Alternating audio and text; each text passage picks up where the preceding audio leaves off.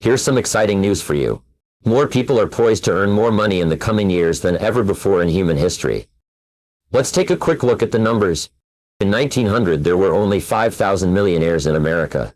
Fast forward to 2000, and that number skyrocketed to 5 million. That's a staggering increase of 1,000 times. Although there was a leveling off in 2001 and 2002, in recent years, the number of millionaires has surged by 33%. Currently, there are 8.2 million millionaires in America, and the majority of them are self-made. That means they started from scratch, without a penny to their name, and built their wealth in a single generation. Now let's consider the wealthiest individuals in America today. Warren Buffett, Michael Dell, Bill Gates, Paul Allen, and the Walton family, to name a few. What's remarkable is that they are all first-generation multi-billionaires. This underscores the incredible opportunities available in our $12 trillion economy, which is growing by $500 to $600 billion annually. All this money is flowing through someone's hands, and the goal is to ensure it flows through yours, and importantly, that some of it sticks. So, how can you achieve this goal? The good news is that the blueprint for success has already been laid out. Self-made millionaires have been extensively studied, analyzed, and interviewed. We know precisely who they are, what they do, how they think, and how they make decisions. The key takeaway is this. If you emulate the actions of successful people, you'll eventually achieve the same results. Now, some might argue that they started with nothing, and have nothing now. But here's the reality. Most people face financial challenges well into their 40s and 50s. The crucial question is whether you choose to remain in that situation. I certainly didn't have a head start. I came from humble beginnings, didn't finish high school, and could only land laboring jobs. But I refused to let my circumstances define my future. I embarked on a journey of discovery, asking successful people what set them apart. Through sales and various other ventures, I uncovered the law of cause and effect, the fundamental principle that governs success. It's all about understanding that everything happens for a reason, and success leaves clues. By following the footsteps of those who've achieved success, you can replicate their outcomes. However, success rarely comes overnight. It requires perseverance, resilience, and a willingness to learn from failure. Most importantly, it demands action. Too often people give up before even trying, relegating their dreams to a distant someday. But as I've learned, nothing works the first time. Success is about persistence and continual improvement. Years ago, I was asked to speak to 800 entrepreneurs on how to become a self-made millionaire. At first I felt unqualified, but then I realized that the journey to success isn't just about accumulating wealth. It's about becoming the best version of yourself. It's about developing the qualities and mindset required to achieve your goals. In essence, becoming a self-made millionaire isn't merely about amassing wealth. It's about transforming into a different person. A person who embodies determination, resilience, and a relentless pursuit of excellence. So, as you embark on your journey to success, remember that the path may be challenging, but the rewards are boundless. My friends said, and one of them said, that in order to achieve something you've never achieved before, you have to become someone you've never been before. And it's a really important insight. The qualities you need to develop are qualities on the inside to become a self-made millionaire. They are incredible qualities that make you a vastly better person, not only better in terms of character, determination, and discipline, but they make you a far better person overall. They round out your character in a far better way. So, the real payoff of becoming wealthy is not because you can eat more or wear more clothes. It's because of the kind of person you become, and the kind of people you associate with, and the kind of life you have. So, the things that we're going to talk about now, and I know that you're some of the smartest people in our country, so I'm going to give you these ideas very quickly, like dealing cards. What I found in my research is that there's a series of qualities that self-made millionaires have. If you have these qualities, your success is virtually guaranteed, and if you don't have these qualities, they are learnable. Point number 1 is that all business or sales skills are learnable. All financial skills are learnable. If you can drive a car, you can learn any skill. If you can drive a car, you can learn this skill. Now number 2 is you're probably only one skill away from doubling your income right now. You're probably only one skill away from setting yourself on the road to becoming a self-made millionaire. That turns out to be the case for almost everyone. And if you don't know what that skill is, maybe over the course of the time we spend together, it'll jump out at you. But whatever it is, you've got to find it out and go to work on it because it is learnable. It's a learnable skill. People say, well, I've never been very good with money. Well, get over it.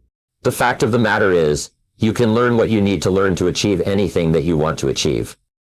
So, the success secrets of self-made millionaires, give yourself a score of 1 to 10, and if you are weak on one of these, it can be enough to hold you back. If you're strong on all of these, then there's no limit to what you can accomplish. The first is to dream big dreams. Dream big dreams. Practice what is called back from the future thinking and project forward. Develop a vision of yourself as happy, healthy, wealthy, and thin. Practice what top people practice, which is what is called idealization. You project forward several years and imagine that your life is perfect in every way. Imagine that you have no limitations. Imagine that you have all the time, all the money, all the friends, all the contacts, all the education, all the experience, and that you could be, have, or do anything you want in life. If you could, what would it be? If your life were perfect in 5 years, what would it look like? How much would you be earning? How much would you be worth? What kind of family life would you have? What kind of health would you have? What kind of car would you be driving? What would your life be like if you could wave a magic wand and make it perfect in every way? Now what we have found is this is the starting point of great riches and great success in life, is for you to have a dream or a vision of a wonderful future. Here's an exercise that we give people in our audiences. Take a sheet of paper and make up what is called a dream list. Now imagine this is kind of like a kid's Christmas list, and it just allows you to run wild and just write down everything that you could think of that you could possibly want. I had a friend who I taught this to, and he got so excited about it, he bought a spiral notebook, and he began writing. He'd go through the newspaper, and every single thing he saw in the newspaper that was nice, he wrote it down. At the end of the month, he had 500 things that he wanted. The interesting thing was that his life exploded. He activated the law of attraction, and he began to attract into his life people, circumstances, ideas, resources, insights, that began to move him toward the accomplishment of the goals, and began to move the goals toward him. Number 2 is to do what you love to do. Whenever you find people who are really successful in life, they are people who do what they love to do. They love their work. The great rule for success in life is to find something that you love to do, and then find a way to make a living doing it. Now, when you find what you love to do, it will be something that gives you energy, motivates you, enthuses you. It's probably something that you are meant to do from the time you were born. And when you ask self-made millionaires what sort of work they do, they'll often say, I've never worked a day in my life. I just do what I like to do. I had a graduate in my course once who came up to me and said, you know, that's interesting. He said, when I was a little boy, I loved to study airplanes. I got airplane books, and I had airplane models, and I had toy planes, and then I got into competitions with remote-controlled planes. He said, when I grew up and went to school, I studied aeronautical engineering. He said, today I'm 35. I own 3 companies. One builds small aircraft, another one repairs and services small aircraft, and another one is in leasing and chartering small aircraft. He said, I've never worked a day in my life. I just played with planes since the time I was a kid. So, one of the things that you can do is go back to the time when you were young, as a child between the ages of 7 and 14, before you discovered boys or girls, and what is it that you really love to do. And you'll often find that within that is something you're supposed to do as an adult. Number 3 is commit to excellence. Now this is really, really important. And I had a hard time with this as a young man because I was never good at anything. I was never picked for any team. And if I was picked, I was the first person cut. I got lousy grades in every class. I got fired from multiple jobs. I even got fired from a job for pumping gas. Can you imagine that? Being fired for pumping gas because you're no good? They came out and said, you're no good at pumping gas. How many little old ladies can pump gas? Anyway, so I got fired. I went from job to job, and then I discovered that all people who are successful are excellent at what they do. You know the old question they asked Willie Sutton, the bank robber, why do you rob banks? He said, that's where the money is. Well, being in the top 10% is where the money is. So, What you have to do is you have to pay any price and make any sacrifice to get into the top 10% in your field. Now here's the good news. If you're doing what you love to do, you will want to be in the top 10% in your field. If you don't want to be excellent at what you're doing, it means you're in the wrong field. It just means that you're marking time, you're treading water, and there's a lot of people who are in their field and they do their job, and they go home at night, they don't think about their work, and so on. And this kind of an attitude means that you have no future. You have a very shaky present. That crackling sound you hear is the ice breaking under your feet. And you have no future, because if you're not doing what you love to do, and throwing your whole heart into it, you're just marking time. But everybody is designed so that there is something that you love to do, that you can do well. And the fact that you love it means that you probably have the ability to excel at it. So, make this decision to get into the top 10%. And let me tell you what changed my life here. I was struggling in my late 20s, and I learned this. It was a breakthrough thought, is that everybody in the top 10% started in the bottom 10%. Everybody who's doing well was once doing poorly. Everybody who is at the top of your field today was once not even in your field at all, and didn't even know it existed. What that means is that if you're willing to pay the price and work hard and make the sacrifices, you can get into the top 10%. Now, how long does it take? It doesn't take a week or a month. Most people are really impatient. To achieve mastery in your field takes 5 to 7 years. People say, 5 to 7 years? I'll be 5 to 7 years older before I start enjoying the big rewards. Well, how much older will you be in 5 to 7 years anyway? Now here's an important point. Are you ready? The time is going to pass anyway. The time is going to pass. 5 to 7 years from now, 5 to 7 years will have passed. The only question is, are you going to be at the top of your field, or are you still going to be down there with the mediocre 80? And the wonderful thing is this. Nobody's better than you. And nobody's smarter than you. If anybody else is at the top of the field, it means that you can be at the top of your field. Just go to them and find out how they got there, because they started at the bottom. Now it may take longer for some people and less for others, but everybody who puts one foot in front of the other and keeps moving eventually gets there. And that's where all the rewards are. Not only that, that's where all the joy in life is. When you're really good at what you do, you feel wonderful about yourself. You're respected and esteemed by everybody around you. You can write your own tickets. You can open any door when you're good at what you do, because you get up in the morning and you know you're good. And that is more important than the rewards that go with it. The next key is to develop your unique talents and abilities. Every single person is designed from infancy with special talents and abilities that, if you develop them to their height, can enable you to accomplish anything you want in life. Everyone is genetically structured to be able to do something superbly, to do something they enjoy, to do it well, and to get great satisfaction from it. Peter Drucker often asks the question, what are you good at? What are you good at today? What should you be good at? What could you be good at? What will you be good at? And so one of the questions that we ask is, looking back in your life, what has been most responsible for your success up to now? What has been most responsible in the past? What is it that you have done that has gotten you the best results? Because as we said before, success leaves tracks. And if you look back into your past, you'll often find indicators that guide you to your future. Do you remember that fellow that won $300 million in the lottery? He was a high school physics teacher, and they asked him what he's going to do with it. He said he's going to take a week off and then get back to work, because he doesn't want to give up his job teaching high school physics because he loves his work so much. That is a person who's in the right place for him, and now he can just drive to it in a nicer car. Anyway, now the next key to becoming a self-made millionaire is to see yourself as self-employed. What we found is that the top 3% of adults in our society see themselves as self-employed. They see themselves as in charge of their own lives.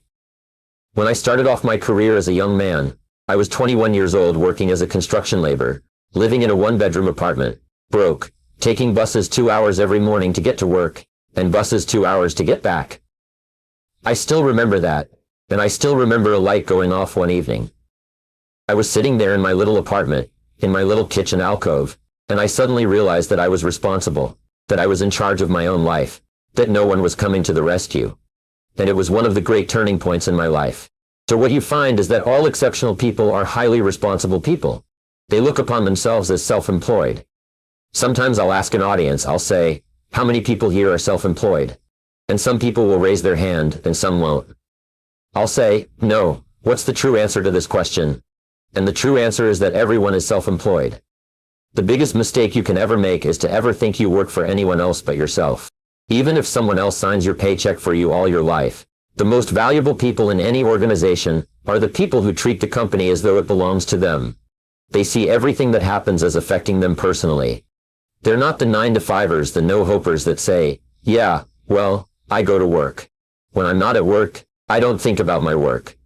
These people, somebody has told them that's a clever way to think. It's the way losers think. Winners think about their company, and when they're not there, they think about how they can do it better. When something happens in their company, they take it personally, because they see themselves as highly responsible.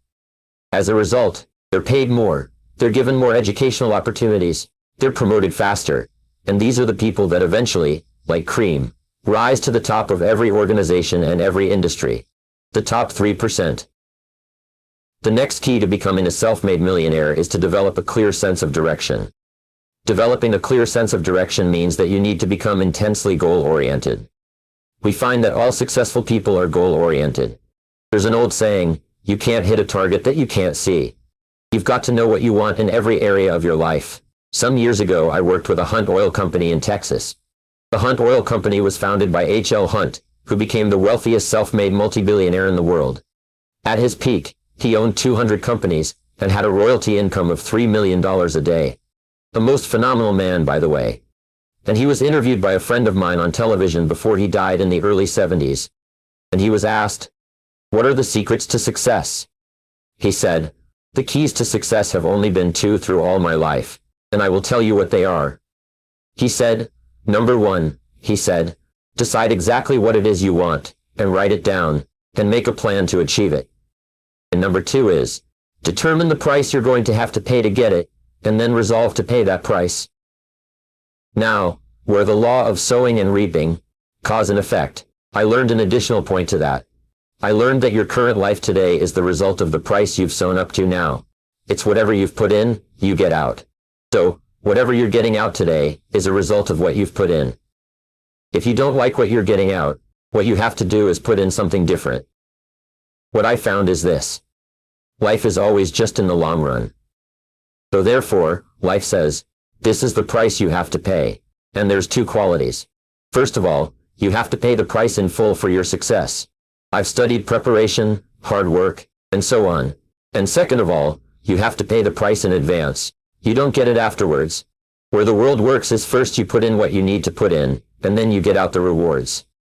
So you have to ask yourself, what is the price that you have to pay to achieve the success that you desire? And you have to write it down and make a plan and work on it every day. Now let me give you a quick exercise, which is my only take-home or homework exercise for our time together. I want you to take a piece of paper like this and write down 10 goals that you'd like to accomplish in the next 12 months. Write the word goals and today's date at the top of the page. Write down 10 goals you'd like to accomplish, and then ask yourself this great question.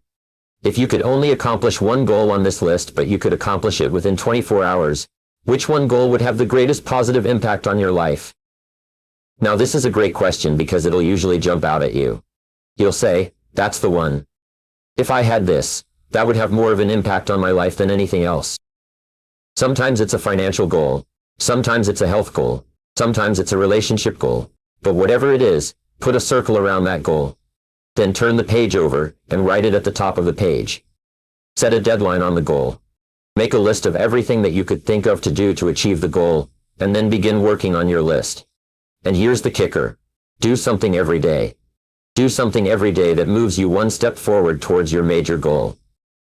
My promise to you, that this exercise, selecting your most important goal, making a plan and working on it every day, will change your life in ways that you cannot imagine. They say that people begin to become great when they determine their major definite purpose, their number one goal, and work on it every day. It is the secret to becoming a self-made millionaire. It's the secret to great success in life. My promise to you is that a week, a month, a year from now, you'll look back and you'll be absolutely staggered at the difference it makes. I was giving a seminar not long ago, and a gentleman came up to me and said, "You know that goal-setting exercise? It changed my life." 10 years ago, he said, I was broke, I was divorced, I was an alcoholic, and somebody dragged me to one of your seminars. He said, I did that exercise and I picked my major goal. He said, it changed my life. I said, in what way? He said, today, he said, I'm worth $40 million. I said, wow. He said, yes, and I owe it to that lesson. Next is to refuse to consider the possibility of failure. It's the most amazing darn thing, is that the fear of failure is the greatest single obstacle to success in adult life. And it's not failure itself, because each one of you is a professional failure. Each one of you has failed over and over and over again. Isn't that true? All of us fail. All human beings fail over and over. 9 out of 10 things that we try don't work out the way we expect. We have failures in relationships, in jobs, in careers, in investments, and everything. It's not the failure that holds you back. The failure makes you smarter. We say that it is the fear of failure, not failure itself, that holds you back. And the way that you overcome failure is you never consider the possibility of failure. The rule is this: there's no such thing as failure, there's only feedback. When you try something and it doesn't work, you get feedback, not failure. And recognize that most things you try aren't going to work the first few times. So what you do is you say, oh, that's an interesting bit of feedback. And you pick yourself up and you move forward. And you have more feedback and you move forward. To become a self-made millionaire, you're going to fail over and over again, year after year after year. But your brain has a cybernetic mechanism, which means that every time you try something, you get feedback which makes you smarter. And when you try something else, you get feedback which makes you smarter. And eventually, you reach the point where you're too smart and you stop making mistakes. You start to do more and more things right, and fewer things wrong. But you can't get there unless you have experienced the failures.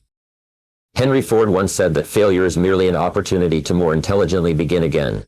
Now let me pass on one great rule to you, which has been discovered in interviewing self-made millionaires. See, millionaires look into every failure for something good. They say, there's got to be something good in this that I can benefit from. And surprise, surprise, they always find it. Self-made millionaires always seek the valuable lesson in every setback, obstacle, or temporary failure, and they always find the lesson. Now what do failures do? Failures whine and cry and think about what they've lost and blame their problems on someone else. Successful people say, what can I learn from this that will make me smarter next time? And my promise to you, those who seek, find, is that if you go looking for a valuable lesson in the biggest problem that you're facing today, you'll always find the lesson. Here's another possibility. Your biggest problem today could be the biggest gift that you have ever received, because it may contain within it the lesson that will make you successful. If you stop thinking about what happened and who's to blame, and you start looking for the gift within your problem, sometimes it can transform your life. The next key is to dedicate yourself to lifelong learning. Now what takes you from rags to riches is personal development, personal and professional development. In the 21st century, as Peter Drucker says, knowledge and skill are the keys to the 21st century.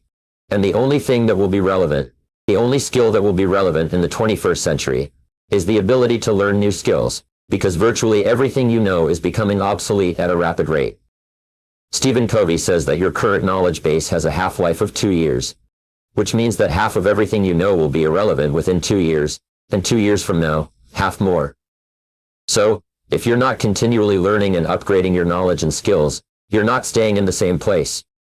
As Pat Riley says, the basketball coach, if you're not getting better, you're getting worse. If you're not constantly learning, you're actually falling behind. So, here are the 3 keys to continuous learning. Number 1 is read in your field 30 to 60 minutes each day. In other words, turn off the television, turn off the radio, put aside the newspaper, and just read in your field. The very best places to read, by the way, are books. Read books, the best-selling books written by the most successful people in your field, because books contain a wealth of riches that can enable you to function at a far higher level, to get much better results than you could before. So read 30 to 60 minutes a day. I've had people tell me countless times over the years that reading an hour a day has doubled and tripled their income within a year. The second thing you do is take every course that you possibly can. The courses and seminars that are available to you in your field, that are given by professionals, that are courses that have been developed over years and years and years. They have been tested and tested and tested. The person who is talking to you for several hours has spent thousands of hours learning their subject. They have dry tested this, or done test runs with thousands of other people. When you take a course, you can learn enough information in 1 or 2 days more than you could learn in 2 or 3 years, or maybe even a lifetime, all distilled and put together. People say, I can't afford a course. You cannot afford not to buy books. You can't afford not to go to courses. Some years ago I had a dentist, and he was a very successful dentist. I was recommended to him by a friend. He was a dentist who retired at the age of 53, and just before he retired, he sold his practice for about $2 million. Just before he retired, he told me why. He said about 8 years before, he had attended a dental congress in Hong Kong. He's from California. He had flown all the way to Hong Kong to attend this international dental congress, because there were specialists giving private lectures, sort of plenary sessions, on the side. He attended this session, and it was on a particular technique of cosmetic surgery that this dentist had developed, that no one else knew, where you could basically straighten out a person's entire front jaw, so they looked beautiful, at a very low cost, at a very high level of effectiveness. He came back and he began implementing this in his practice. People began flying from 500 to 1,000 miles away. Every dentist sent their family members and themselves to this dentist. He was able to charge whatever he wanted to charge. He said 8 years later, he retired as a self-made millionaire at the age of 53 to enjoy his money for the rest of his life, from what he learned from one session, at one convention, at one course. Now that's a true story, and maybe it's an exception, but you can never tell where the information is going to come from. The third way that you can upgrade your skills is to listen to audio programs in your car. The average driver drives 2 hours to 500 to 1,000 hours a year, 25 to 50,000 miles. If you listen to audio programs in your car, according to the University of Southern California, you will get the equivalent of almost full-time university attendance, just listening to learning material as you drive around. It can totally and profoundly change your life. Very, very important. Here's an interesting point. The more you commit yourself to becoming the best person you can be, the more you like yourself and respect yourself, the more energy you have, the bigger goals you set for yourself, the more you persist. When you invest in yourself and you read and learn and upgrade your skills, you're telling yourself, wow, I am a person with a great future, and it's up to me to maximize my potential. And your self-esteem goes up, your self-respect goes up, your sense of personal pride goes up, and you start to get promoted more, and paid more, in every part of your life. Well, the next is to develop a workaholic mentality. In our society today, all these people talking about take it easy, have balance in your life, relax, lean back, have fun at work, happy, get along with your coworkers, this is loser talk. Loser, loser, loser.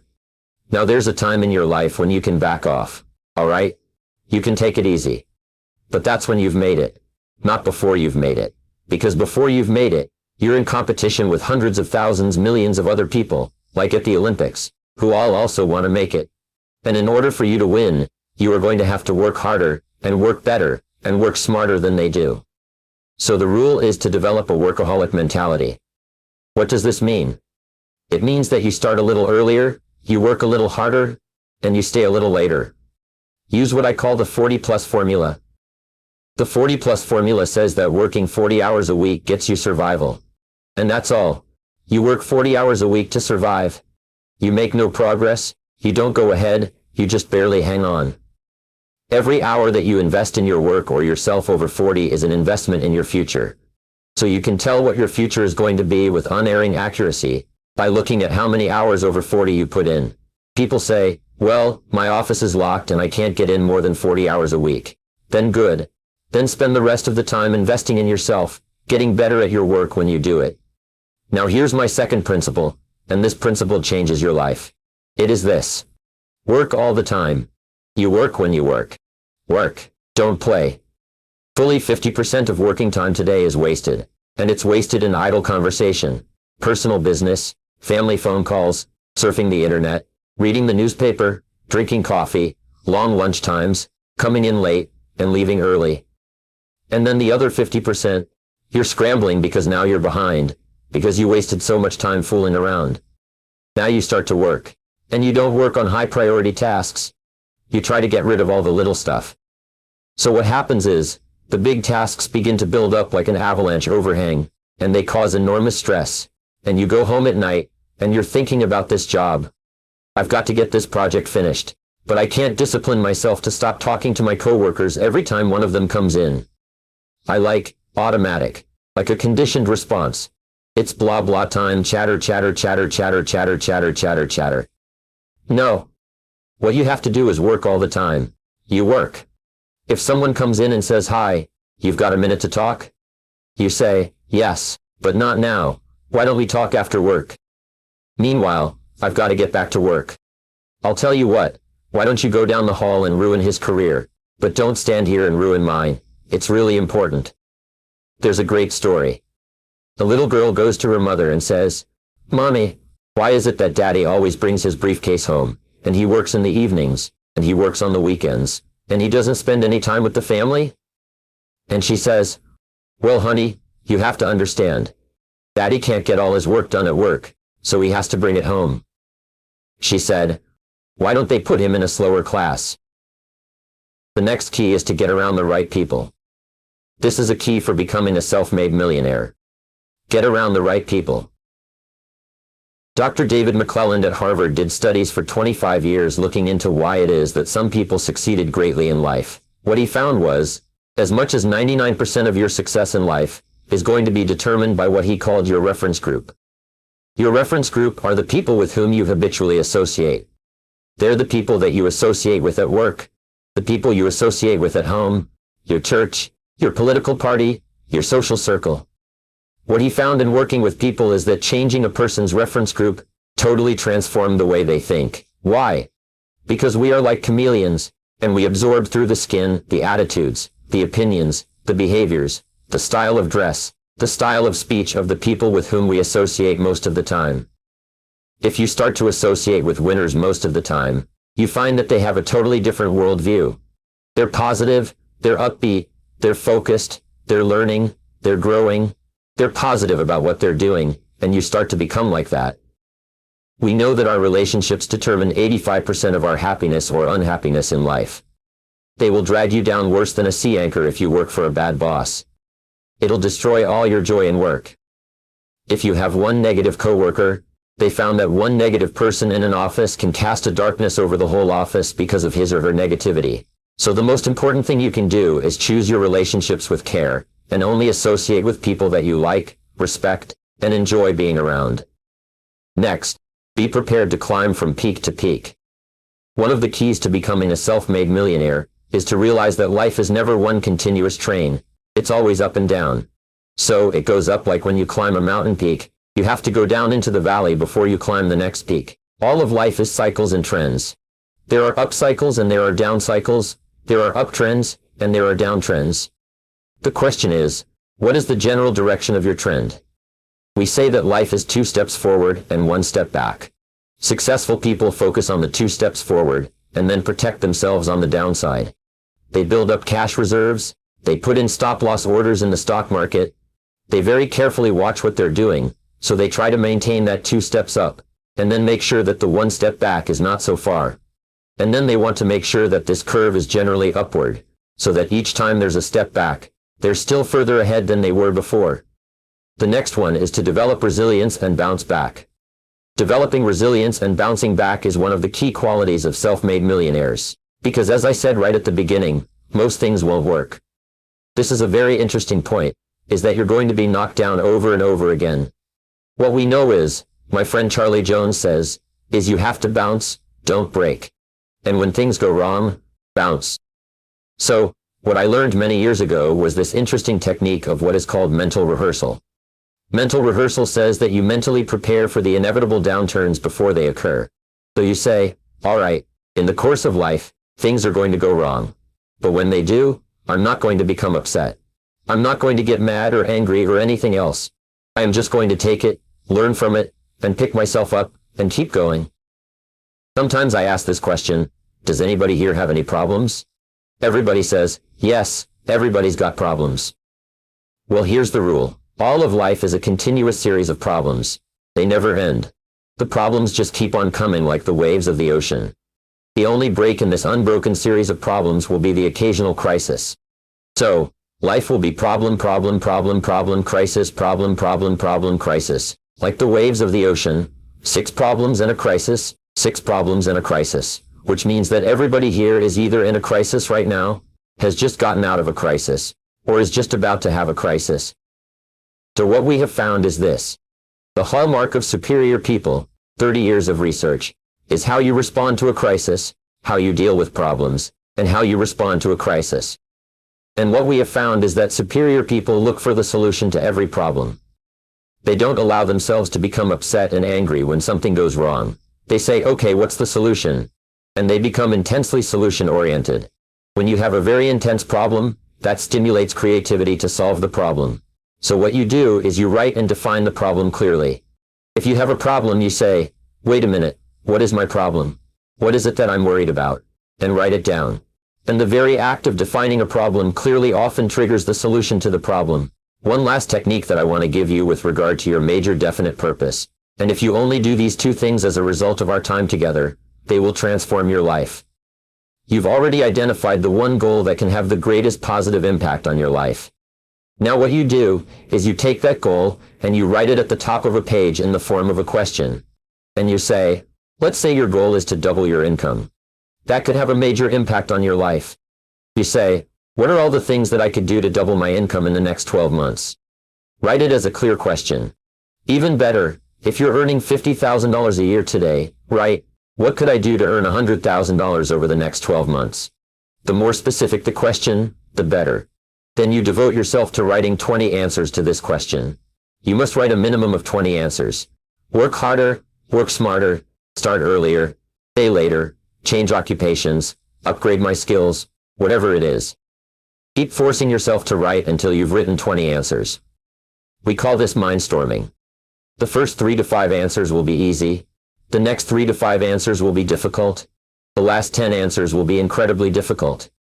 But I have given this exercise to people who've gone on to become millionaires so many times I've lost track. Because they often find that the 20th answer changes their whole life. And if you've ever done this once, it's absolutely staggering. More people have become millionaires with this simple idea of mindstorming, what I call the 20 idea method, than any other single method of creative thinking ever discovered. Once you've got your 20 answers, pick one answer, and take action on it immediately. It doesn't matter what it is. Just take one answer and take action on it, and that will keep you thinking and acting creatively all day long. The next key to becoming a self-made millionaire is to become an unshakable optimist. An unshakable optimist means that you think and talk about what you want most of the time. Optimists think and talk about what they want. They look for the good in every situation. They seek the valuable lesson. They're constantly feeding their minds with great ideas, which opens up new perspectives. What I have found is that optimists have 3 wonderful qualities. Number 1 is, they learn more things. As a result, they dramatically increase the likelihood that they will learn the right thing at the right time. Number 2 is, they try more things, which dramatically increases the likelihood that they'll try the right thing at the right time. And number 3 is, they persist. They never give up. Optimists make a decision that once they've decided they're going to become wealthy, they just never stop until they achieve that goal. Now, will they have many setbacks, obstacles, and difficulties? Yes. Do you know that almost everybody succeeds in a different direction from what they originally intended, or from what they originally thought? But they just keep going. Almost like a football player running down the field, running, blocking, changing, moving back and forward continually, but never lose sight of the goal. So, optimists learn more things, try more things, and persist longer. I want to leave you with the last 2 qualities of self-made millionaires. The second to last quality is that they develop the qualities of courage and persistence. I said before, the biggest single obstacle to success is the fear of failure. The antidote to the fear of failure is the habit of courage. And what we know is that you need 2 types of courage to succeed. The first type of courage is the courage to begin. It's the courage to launch with no guarantees of success. Someone once said that if all obstacles must first be removed, nothing will ever get done. So successful people are willing to think, plan, make decisions, and then take action with no guarantees. We say, leap and the net will appear. Take action with no guarantees, and then learn. The second part of courage is the courage to endure. It's the courage to persist. It's the courage to keep on keeping on. It's to make the decision in advance that you will never give up, no matter what happens. You'll never give up. You will get knocked down over and over again, but you'll never give up. And the interesting thing is, if you make that decision in advance, you'll find yourself continually bouncing back. So, courage means the courage to begin, and the courage to endure. And the final quality of self-made millionaires, and Napoleon Hill called this the master key to riches. After studying 500 of the richest people in American history, he said it's the quality of self-discipline. It's the ability to make yourself do what you should do, when you should do it, whether you feel like it or not. The quality of self-discipline is the quality that will make you a big success. It's the ability to force yourself to do what you know you should do. And here's the wonderful discovery. This persistence is self-discipline in action. Every time you persist, you build your self-discipline. Every time you practice self-discipline, you build your ability to persist. And the two of them are tied into your self-esteem. So, the more you persist, the more you like yourself. And the more you like yourself, the more discipline you have. And the more discipline you have and practice, the more you like yourself. As a result, the more you persist. And eventually, you get into an upward spiral, where you become absolutely unstoppable. You reach the point where you know you can achieve the goal and nothing in the world can stop you. And every step that you take forward makes you stronger and stronger and stronger until finally people say, I know one thing about him. I know one thing about her. You cannot stop him or her. Once they decide they want something, they will not stop until they get it. And when you develop that quality, there will be nothing that is impossible to you. So, let me just leave you with these last points. We're living at the very best time in all of human history. More people are going to make more money in the next few years than have ever been made in all of human history. More people are going to become millionaires and are becoming millionaires today at a faster rate than we ever thought possible. And no one is better than you, and no one is smarter than you. And if you do what other self-made millionaires do, then nothing in the world can stop you from eventually getting the same results as other self-made millionaires. You're absolutely inundated with work and personal responsibilities, not to mention the piles of projects, stacks of magazines waiting to be read, and heaps of books you've been meaning to dive into. But let's face it, no matter how many personal productivity techniques you master, there will always be more to do than you can accomplish in the time you have available. The key to gaining control of your time and life lies in changing your mindset. You can only manage your tasks and activities to the extent that you prioritize and focus on the few activities that truly make a difference. By mastering these methods and techniques and applying them consistently until they become habits, you can positively alter the course of your life. In my career, I've discovered a fundamental truth. The ability to concentrate wholeheartedly on your most important task, execute it excellently, and see it through to completion is paramount for achieving success, recognition, and fulfillment in life. If you're like most people today, you're overwhelmed by the sheer volume of tasks and the scarcity of time. Consequently, you'll never be able to accomplish everything on your plate. There will always be tasks and responsibilities left incomplete. However, your success hinges on your ability to identify and prioritize your most crucial task at any given moment, and then promptly and efficiently tackle it. This skill is more impactful on your success than any other quality you can develop. Remember the analogy. If you start your day by eating a live frog, i.e., tackling your biggest, most important task first, you'll have the satisfaction of knowing that the worst part of your day is behind you. If you have multiple important tasks, start with the most challenging one. Continually remind yourself that the most critical decision you make each day is what you choose to do immediately and what can wait. High performance and productivity stem from developing the habit of addressing your major task first thing every morning. Successful individuals are those who dive headfirst into their significant tasks, and then commit to working steadily and with singular focus until those tasks are completed. In today's world, you're compensated for making valuable contributions and fulfilling expectations. Failure to execute is a pervasive issue in organizations, where endless meetings and elaborate plans often fail to translate into tangible results. Your success in life and work largely hinges on the habits you cultivate over time, such as setting priorities, overcoming procrastination, and tackling your most important task first. These habits are learned through practice and repetition, until they become ingrained in your subconscious and shape your behavior. Completing tasks, regardless of size or importance, gives you a sense of accomplishment and fulfillment. Developing the habit of initiating and finishing important tasks is essential for leading a fulfilling life and having a successful career. Practice is key to mastering any new skill, including focus and concentration. You need 3 qualities to develop these habits: a decision to prioritize task completion, discipline to practice these principles until mastered, and determination to make these habits permanent. You can expedite your progress toward productivity by envisioning yourself as someone who consistently completes important tasks promptly and effectively. Visualize yourself as the person you aspire to be, and through repetition and practice, you'll overcome procrastination and swiftly accomplish your most critical tasks, propelling yourself forward in your life and career. Clarity is crucial in personal productivity. The clearer you are about your goals and the steps needed to achieve them, the easier it is to overcome procrastination and focus on completing tasks. Establishing clear, written goals is vital. They serve as a roadmap to guide your actions and keep you motivated. Only about 3% of adults have clear written goals, yet these individuals achieve significantly more than those without such goals. Setting and achieving goals involve a 7-step process. Decide what you want, write it down, set a deadline, make a list of action steps, organize the list into a plan, take immediate action, and commit to daily progress toward your goals.